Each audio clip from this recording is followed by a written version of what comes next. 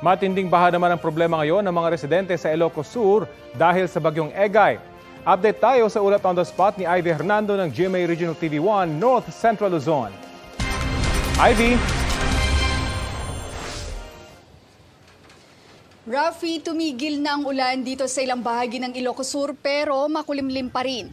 Ang dalang ulan ng bagyong Egay nagpabaha at naminsala sa maraming infrastruktura.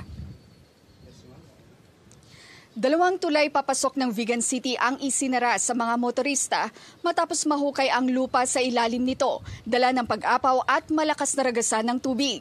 Isa rito ang tulay na nagdudugtong sa Vigan at bayan ng Santa Catalina at ang isa ay sa Bantay, papasok ng Vigan. Tinignan o ininspeksyon na ito kanina ng mga taga-DPWH at ayon sa district engineer, delikado ito sa mga motorista kaya mahigpit na binabantayan ang magkabilaan ng tulay. Sa pag-iikot ng news team sa Vigan, humupa na ang baha, ngunit may ilang bahay pa rin ang lubog. Bagamat itinaas sa red rainfall warning ang northern portion ng Ilocos Sur, hindi raw inaasahan ng mga residente ang taas ng tubig baha. Lubog sa putik at halos walang naisalbang gamit ang ilan.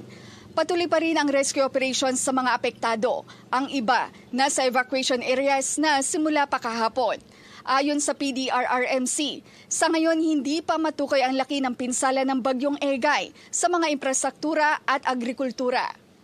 Rafi, hanggang sa ngayon maraming bayan pa rin ang walang supply ng kuryente. Rafi? Maraming salamat, Ivy Hernando ng GMA Regional TV 1 North Central Luzon. Maging updated po sa mga maiinit na balita. Maaring mapanood ang Balitang Hali at ang iba pang award-winning newscasts sa youtube.com/GMA News.